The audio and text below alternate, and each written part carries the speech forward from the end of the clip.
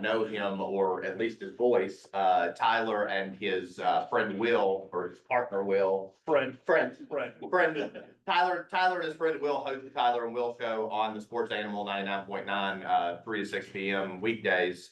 Tyler is a native of Knoxville. He graduated from Central High School and the University of Tennessee. After college, he went to Iowa, covered Big Ten football for about 5 years, made his way back to Knoxville 2017, is that correct? Yeah, 2017, made his way back to Knoxville and has been covering UT football and UT sports ever since. Many of you probably remember Tyler from the roof set in 2019 when we started the season 1-4, and Tyler was convinced that we were going to beat Mississippi State. So he proceeded to live, broadcast everything from the rooftop of Toyota Knoxville, overlooking I-40. Thankfully, he was only up there for 5 days.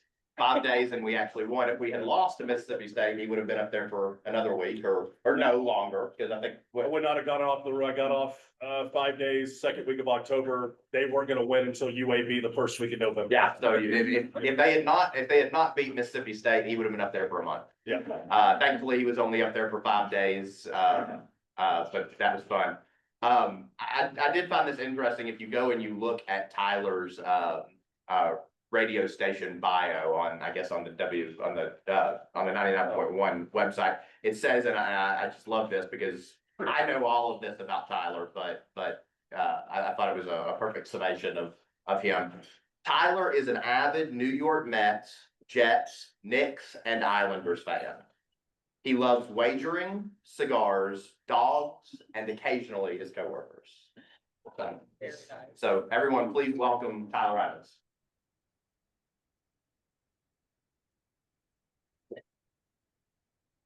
I'd like for it to be known I did not write my own bio. It's kind of a welcome to the station thing that they do, is they find somebody else to write the biography for you, and they make it very brief and short on our website. Holden and I appreciate it. Very nice to meet so many of you that I've had the opportunity to say hello to. But like you mentioned, my name is Tyler Ivens. A native, born and raised here in Knoxville, Tennessee. It's so funny, I just had a quick little flashback as I was standing up here, Holden and I were talking, going back and forth. You know, I've known Holden for a quick little minute, a little bit of a backstory, and I'll make it very brief because I know you guys want to talk about football. My mom is an Army brat from Alaska, and my dad is from Port Washington, Long Island. They met at HASDA at the business school here at the University of Tennessee. I'll take it a step further for those of you who want to know how my mom met my dad. She was picking up her sorority sister one night as he was bartending at a place called The Last Laugh on the Strip. A lot of you are nodding your head right now, so I feel like we're really connecting right now. My dad said, I'm not giving you your keys. He said, give me your phone number. 4 years later, Blood Memorial Hospital, wham, beautiful baby boys. So this is where we are right now. But 2 years later, born in 1986, they had a daughter. In 1988, by the name of Chandler Ivens. My sister was born with the umbilical cord wrapped around her neck. She has CP. Everything on the right side of her body, blind, deaf, limp. And knowing what exactly, so many things that the Rotary Club of Knoxville has done for the disabled in our school systems. As I mentioned, I've known Holden a minute. I would have done this just because I know Holden, I love Holden. But knowing what so many of you here and out here have done for the disabled, I would have come in here with bells, and I would have done this every week. So I just want to personally say thank you for so many of you who have done your part of it. We have to help out so many. As you mentioned, it's been since Pat Summit won a national championship. I don't cheer for a lot of teams that win championships. I saw some of you guys smirk when Mets Jets. It's going to be another long season for so many of my favorite teams. But it's unique. It really is unique, especially whenever you go to Central High School. You umpire games at Fountain City Ballpark to make money as a 16-year-old. My very first car was a Ford Bronco. The gas tank never stayed above half full because I couldn't afford to fill the thing up as an umpire. But then being able to go to a broadcasting, journalism, and electronic media school, leave this area that I love so much to cover Big Ten and Big 12 football for 6, 7 years to be able to come home and get that phone call. I'll tell you what made it so special. And I'll never forget this. May I? It's Thanksgiving in 2016, and I just drove west to Lincoln, Nebraska. Iowa, Nebraska play an annual Black Friday game. And everything is closed on Black Friday, or everything is closed Thanksgiving Thursday. I remember I have a rotisserie chicken from Walmart, and I'm sitting my butt on the floor, my back against the foot of my bed in a La Quinta in Lincoln, Nebraska.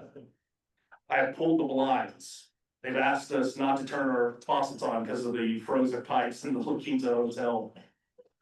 My sister FaceTimes me. She's got her phone against the gravy dish. And due to her blindness, she thinks whenever we do a selfie FaceTime call, she has to look at it like this. Even though she knows she has to look like this so I can see her. My sister sets the phone up next to the gravy tray, and I can see her with her hands interlocking with the people, and she has her head bowed, and she's doing the God is good, God is great, doing a prayer, and I see her look up, and she looks directly into this phone. Remember, I've rotisserie chicken fingers in Lincoln, Nebraska. And I'm thankful for my brother, because if he was not doing what he loved, he would be here with us right now, and I'm just really, really thankful for that. Iowa went on to beat Nebraska in the most Iowa like 12-9 way. It was the most boring game I think I'd ever covered. And it was at that point in time where I said, if it's the last thing I do, I'm going back to the Southeastern Conference. I don't care who I cover.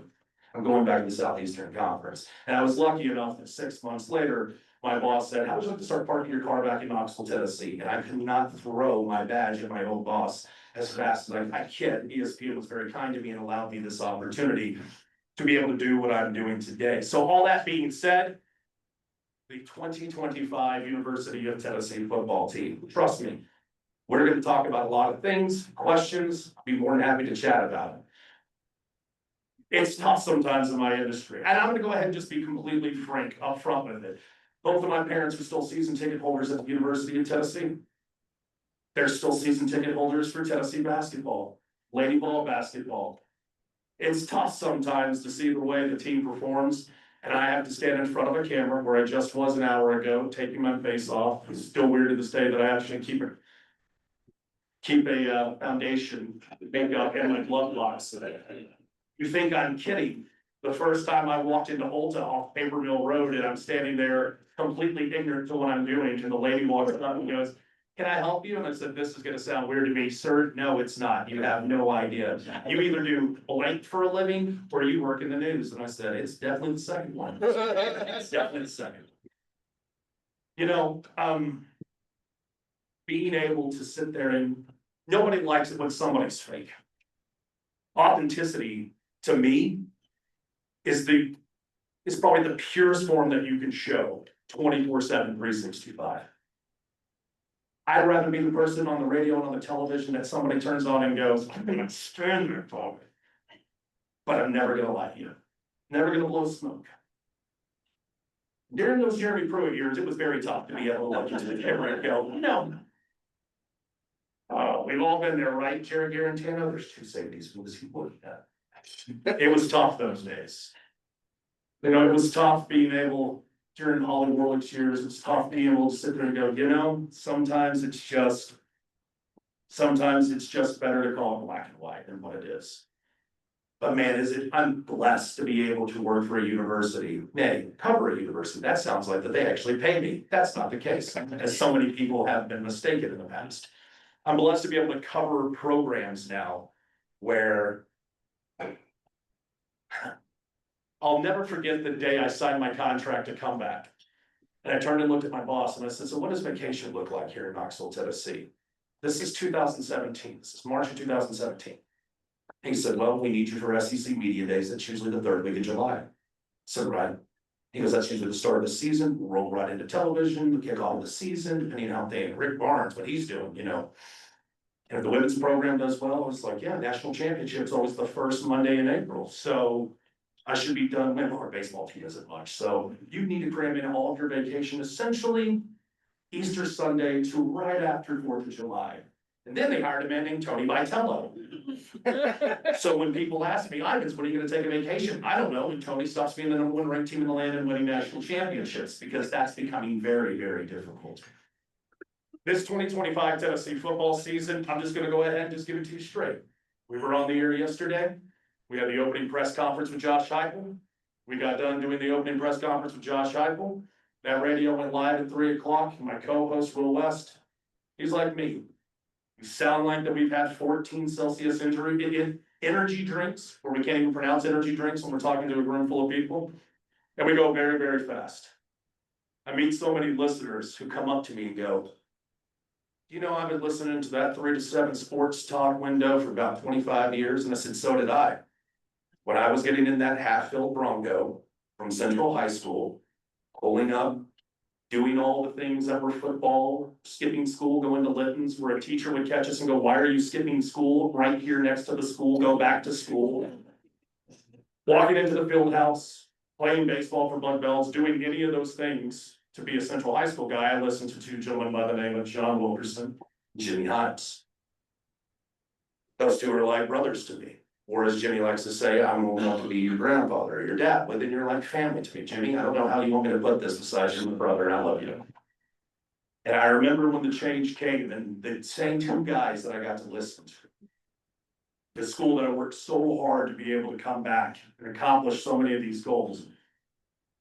It's my very first show, and a gentleman walks up to me, and he looks at me and goes, I got a bone I gotta pick with you. I said, it's first show, why not? Let's go ahead and get it out of the way. He goes, anybody ever tell you you talk way too fast on the radio? I go, sir, what are the chances maybe you're listening too slow? He caught back and said, you'll do. Nice to meet you, I'm Richard. I said, Richard, I've got a listener for life. If it's only one, I've got a listener for life. And then yesterday, as my co-host said, Tennessee's going 10-2 this year. As my producer said, we're going 10-2 this year. They turned and looked at me. And I said, yeah, 9-3 is gonna happen this year. And I saw a lady look at me in the car dealership, getting ready to buy a new key, and she went. I stuck her tongue out at me and she plowed into a Telluride. Now I say that also wanting to go back to what happened last year. I got absolutely laughed out of a room when I said, and the only person who, not even the Homer Eric Ainge, had Tennessee going 10-2 and winning, and crowding a chance to get to the college football playoff. Now, why do we say that? As I did, I want to look at this Tennessee football team this year. Now let's go ahead and get some of the things that are obvious out of the way. I don't want to be the person who, I don't like to give false hope. And just, as I mentioned before, less than 5 minutes ago, I haven't seen a championship since Pat Summit, and I won a championship. I'm so good I could taste it, but I also have to be real at the same time. And Tennessee is doing a lot right now to be able to put themselves back into a position that so many people want them to be in. Popular topic. Why are they going back to Adidas? Going back to Adidas because, man, I'm really gonna get trouble for bringing this one up, but you know what? We're all friends here, are we not? Yeah. I remember about 4 months ago, I'm sitting on the air and somebody comes to me and says, open your email up. And I see this attachment attached to one of my emails. And I go, am I getting ready to get catfished or scammed where corporate's gonna make me do one of these little training seminars because I accidentally opened up a phishing email? I said, no, when you get a chance, open it up. It's a large file though. And right there, literally, is every single university under the Nike brand and how much they get paid to be a part of the Nike brand. Anybody want to take a shot in the dark where Tennessee ranked on money returned from the brand of Nike? Yeah. 19th. Schools that were ahead of them in this list. Kentucky. If there's any Kentucky alum, I'm sorry. I love you. I think you got a great city. There's under no circumstances. Yeah, Tennessee. Russ, UCLA alum. Russ, under no circumstances should Tennessee be behind UCLA when it comes to that. Okay, I hope Nico does well this year. Under no circumstances should Tennessee be behind UCLA. But you guys got the Jordan brand. It looks great. It's awesome. Kids love it. What Under Armour does for Notre Dame, what Nike does for Oregon, and in pocket, all night, get it?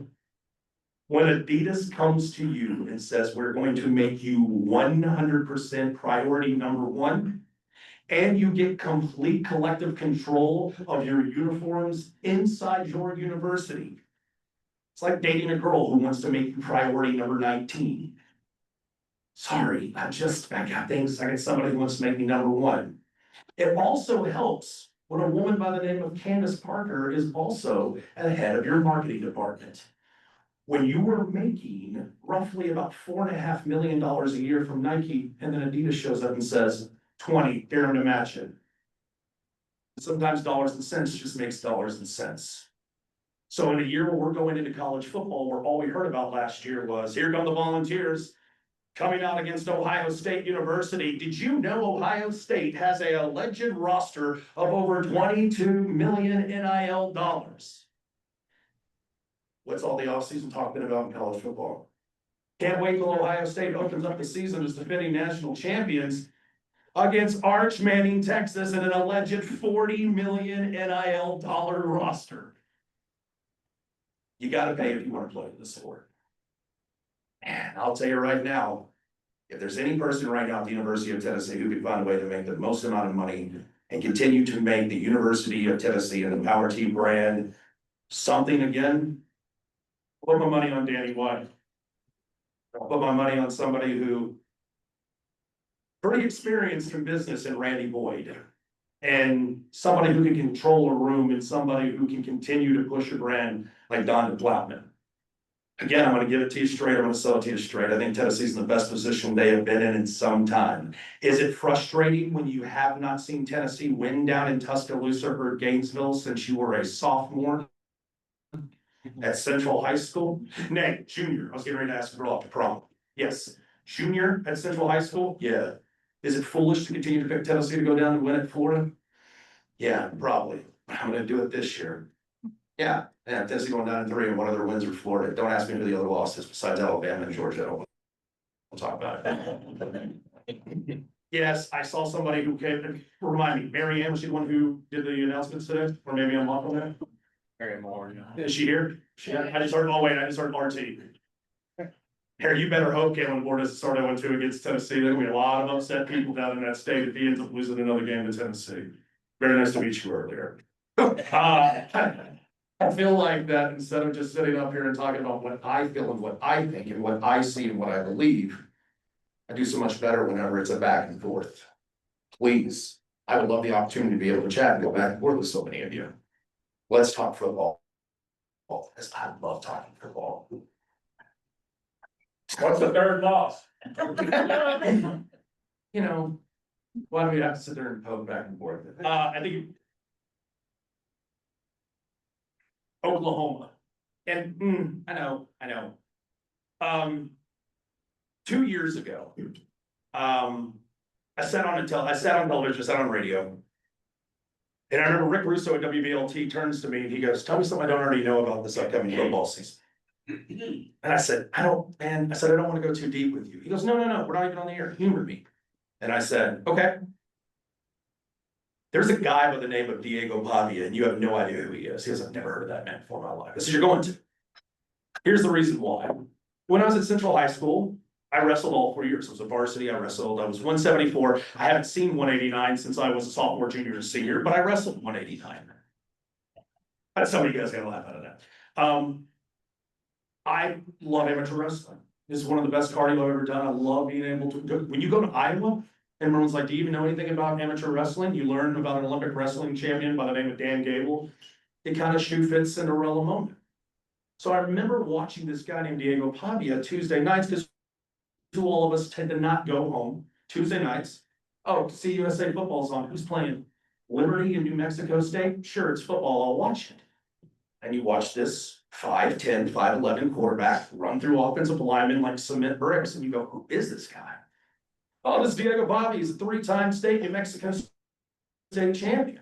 And he's head coached by a man who I later would befriend in my time in the Big Ten named Jerry Kill. Jerry Kill was the head football coach at Minnesota, and he had stepped down because of his battle with epilepsy. Stepped away, the game caught up to him. He got the itch, he wanted to come back. So he found a guy by the name of Diego Pavia. They ended up going from a 1-win, 2-win season. In his third year, they ended up competing for the CUSA championship.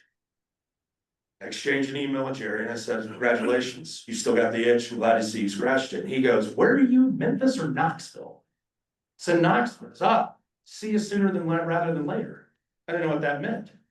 5 weeks later, Vanderbilt found their quarterback, Diego Pavia, offensive coordinator / analyst Jerry Kill. I said, you. And I watched Diego Pavia show up and repeatedly on the air, I go, watch Vanderbilt this weekend. Ivens, nobody's watching Vanderbilt football. Diego Pavia, touchdown Vanderbilt. Can you believe this story? Can you believe this story? Can Diego Pavia not do any? Clarkley was gonna lose his job in Nashville last year, and he stepped out of the way and he let Jerry Kill and Diego Pavia take over a program that, let's be frank, they'll go back to 5-7 this year, and they'll be the doormat for everybody in the SEC, because that guy's talking more trash than I did when I was in high school. But why Oklahoma? Because Oklahoma's gonna do something that not a lot of people do, but Vanderbilt did last year. There's a guy making a lot of money, who's a defensive-minded guy by the name of Brent Venables, who knows that he's got to move the football in the SEC if he has a chance to win. So he went out to Washington State, got a guy by the name of John Mateer, and got an offensive coordinator, and he's gonna have to do something that not a lot of coaches can do. And that's bite their lip and go, 4th and 3 on our own 43, I think we should punt it. Keep the offense on the field, and let's see what happens. See, Tennessee hired a defensive coordinator as their head coach named Jeremy Pruitt. And maybe he should go out and go get a bright offensive mind, like a Jim Chaney, and see what happens when Jim Chaney is your offensive coordinator at the University of Tennessee. And 2 weeks into that job, we got an email from an assistant coach on the D2 level that said, you don't know me from Adam, but you might want to see this. And he sent us some film and said, go watch the South Carolina game and watch this film and tell me if Jim Chaney's running the same offense. And I walked in my office. 2 guys who played the sport, Kevin Simon and Eric Kane. We sat in my office with a clicker and I go, tell me what I'm missing. And within 3 plays, Kevin Simon, the tackling machine at the University of Tennessee, went, he doesn't let Chaney run his offense. And he sat there in my office for 3 hours, click, click, click. 9-3, they lose to Oklahoma, and I don't want them to lose to Oklahoma because Tennessee's better than Oklahoma. And I'm not just saying that because I'm a Wyatt homer. But I gotta see Joey Aguilar be able to go out there, and I had the numbers down to this day. When Joey Aguilar takes a snap Saturday against Syracuse in Atlanta, he will have been on campus officially 107 days. I only know this because having a luncheon with Josh Heupel, we had a bunch of clients, and we were doing a Q&A. Mike Keith was hosting, he was up there with Josh Heupel. The first question, when's Joey getting here? Josh Heupel's immediate response. Actually, Joey just got here last night. He was over at the house. We were watching film in the basement. Earmarked that date. Walked out of the luncheon. Hey Siri, how many days until August 30th in Atlanta? It is 106 days away. Joey Aguilar will have been on campus 107 days. Oh, Siri's on me. Great. I firmly believe that Joey got into campus at the beginning of the transfer portal, like when most quarterbacks do. Season's over, you lose to Ohio State, you don't feel like that this is the way things are supposed to go. You enter your name in the transfer portal. It would probably be better for UCLA to have had Nico 8 weeks longer than they've had. It probably would have made sense for Joey to be on campus 9.5 weeks, 10.5 weeks longer than he has been. I know you hear this about everybody, but Joey will get better, and he already looks great. Just being at practice today, the guy has no problem uncorking a football. You watch Joey Aguilar, and we'll admit it, come on. How many people knew who Joey Aguilar was before he got on campus? Maybe you're the hardcore of hardcore recruiting guy. But I had to go back to YouTube and go, this is the App State guy, dangerous Joey Aguilar. That's right, I remember the South Alabama game. I remember the Georgia State, because who isn't going home on Wednesdays watching Georgia State football? But I will answer this as long-winded as I normally would on radio. Since Josh Heupel's gotten to the University of Tennessee, Vegas has set a number, and I may dabble in the Vegas numbers allegedly. Every year Vegas has set a win total for the University of Tennessee. Josh Heupel has surpassed it by at least one win every year. Right now, Tennessee's an 8-4, 8.5 win total team. I'm gonna say 9-3.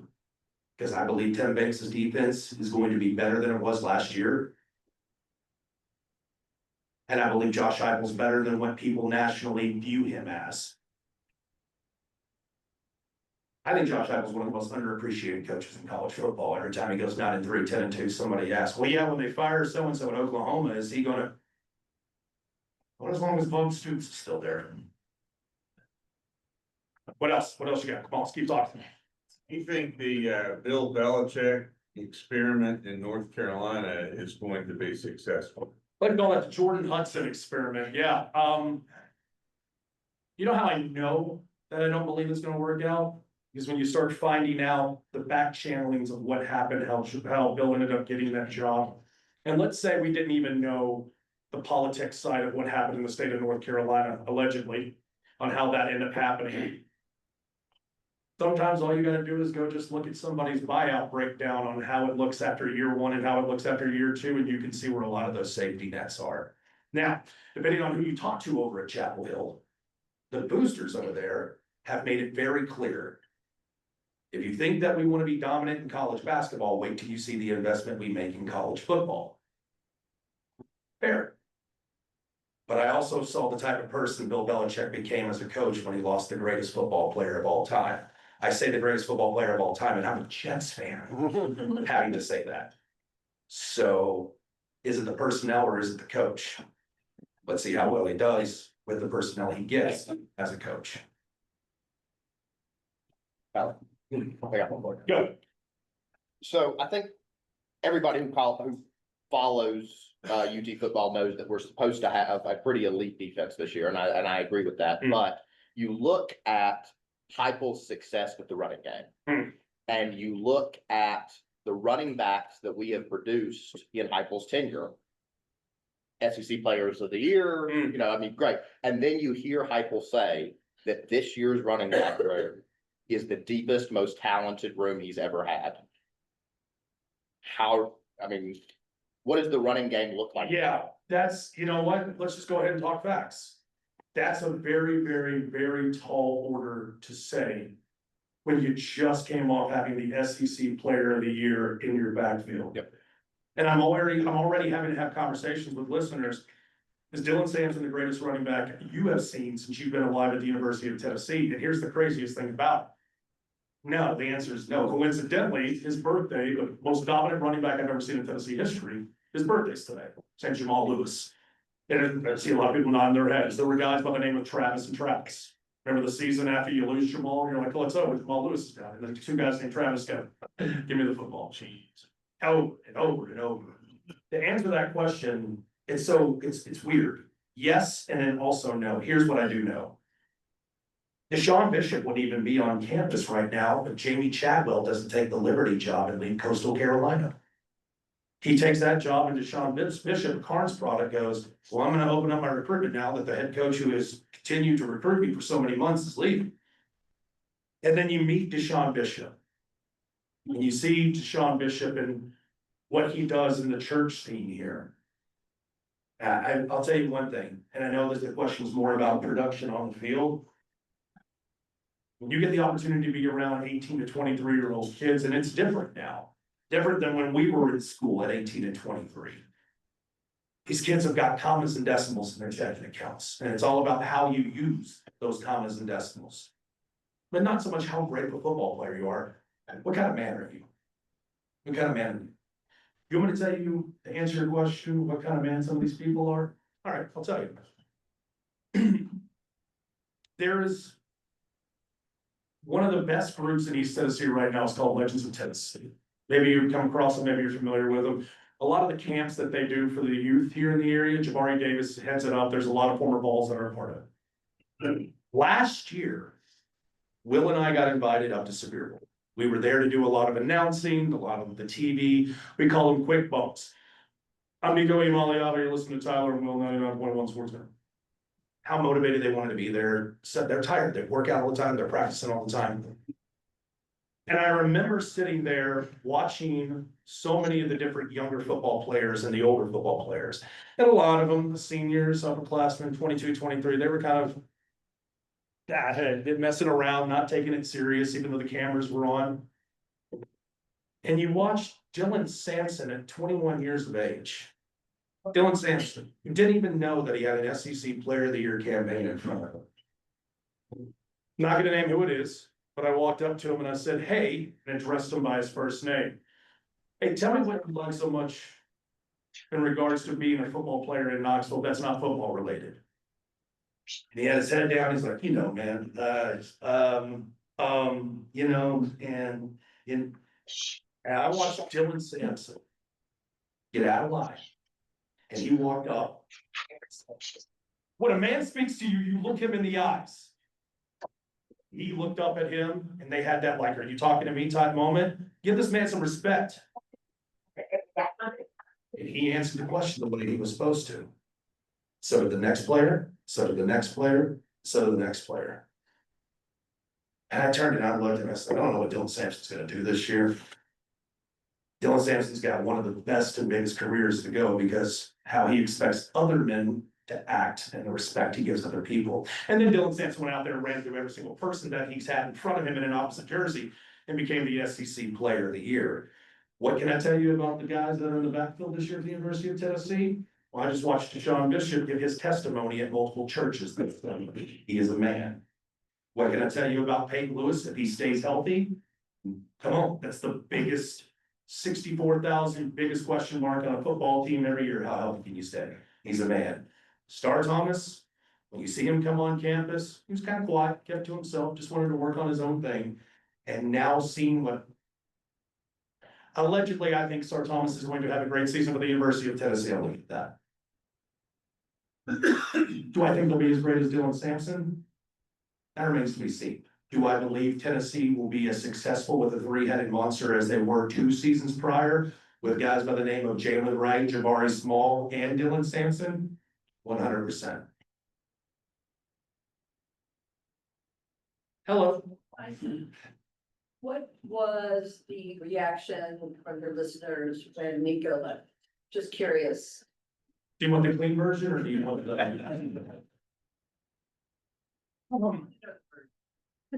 I was just curious if the loyalty that Coach Heupel showed the university came through. Yes.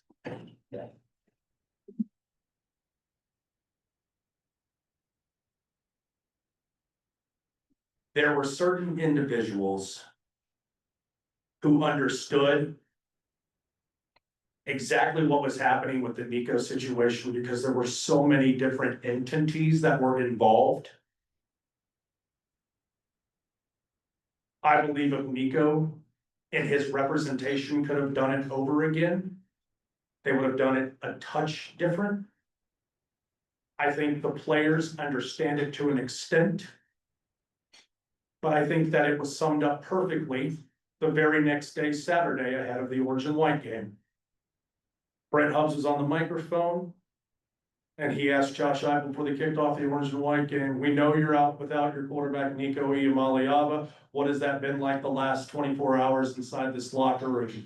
And Josh Ivens, that man gets asked a lot of difficult questions, and I've covered a lot of coaches who conduct a lot of questions. They've really perfected the speaking without speaking. But Josh Heupel took that question and said, yeah, you know what, pretty much, I'm paraphrasing. I know a lot of you probably know more, but I'm paraphrasing. You know what, pretty much at the end of the day, no one person is bigger than the power T, that includes me. And when you hear that, it echoes. And then you see some situations that have happened since then. Other people can maybe put together what I'm alluding to. And you say, what will happen so some of those players can rehabilitate and get back in the good graces of said coaches? And I think that has applied again in recent memory and as far back as what occurred right after the orange and white game, if that answers your question. Yeah. You know, you talked about running backs. How about the offensive line? They got it, you know. And they try to mix and match. Yeah. I thought I was gonna get through this entire sit down, but I have to bring up the offensive line. What's your name? You know, and Tim? That's the Achilles heel for the University of Tennessee this year. I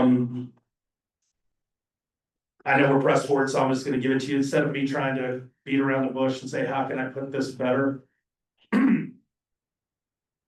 Your left tackle is Lance Hurd, who was a liability for a very strong amount of games last year, but he's looked the part this offseason. His body looks like not only that he's ready to be an SEC left tackle, when you talk to Lance Hurd one-on-one, that's a guy who wants to be in Pittsburgh in April for the NFL draft, making a lot of money. There are a lot of people who loved jumping on VolQuest or calling us or making Twitter comments about Lance Hurd's ability. You're gonna be scrubbing your Twitter accounts like you did when it came to the Tim Banks situation 2 years ago. Lance Hurd looks the part. He's a monster. He's a big dude. Wendell Moy has locked up the left guard position. I think Wendell Moy, when he transferred here, knew he was gonna be the starting left guard. And you can't pay David Sanders allegedly $1.6 million and not start him at right tackle. You can't start him at right tackle. I think the biggest offseason, it's funny, a lot of people like, we'll play the games, but then there's always gonna be the, let's look back quickly, 6 weeks, 8 weeks, 12 weeks down the road. I think the biggest storyline for the University of Tennessee was Larry Johnson leaving for Colorado. That depth at right tackle, that's gonna be massive, especially if somebody sprains an ankle, especially if somebody gets rolled up on, because if you think back, Josh Heupel's been pretty lucky when it comes to injuries. I think, thank you, I was gonna do it if you didn't. I think Jesse Perry's gonna be your starting right guard. He is a great story. He is a redshirt freshman who had never worked in pass pro before he got to the University of Tennessee. And what I believe is some people would say Nico. I believe that the biggest offensive storyline isn't who's replacing your quarterback. It's who's replacing Cooper Mays. Because how often do we hear, hey, Cooper Mays is gonna be back in this game. Cooper Mays wasn't back. God bless him. I love him. We work together. Ollie Lane is one of my favorite people in the world, but even Ollie has told me transitioning from guard to center, it's not just going, okay, I'm gonna wear red shoes and white shoes and alternate those. I believe Sam Pendleton, your Notre Dame transfer, is gonna be your starting center when they walk out on the field on Saturday, which for the recruiting guy out there, they're gonna go, what about William Sapp? Well, you beat Penn State for him, and in those closed door scrimmages, there were some snapping issues. And in my opinion, one bad snap or something that rolls to the quarterback is as bad as a 5-yard penalty. It's as bad as stepping on somebody and being behind the sticks. And Tennessee can't be behind the sticks. In my opinion, the two biggest question marks, the difference between Tennessee ending up in the Liberty Bowl going 6-6 and Tennessee going 10-2 and going back to the college football playoff. How healthy is your offensive line and does tempo return? I personally asked Joey Tuesday of last week, 1 week ago today, but can you tell me about this offense, in particular the tempo? And he went, tempo's hurting back. And I went, oh, really? If that's the case, I'm gonna be wrong. Tennessee's not gonna go 9-3, they're gonna go 10-2. And I'm gonna be covering a college football playoff game, hopefully not freezing my rend off and so. Thank you guys, I really appreciate it.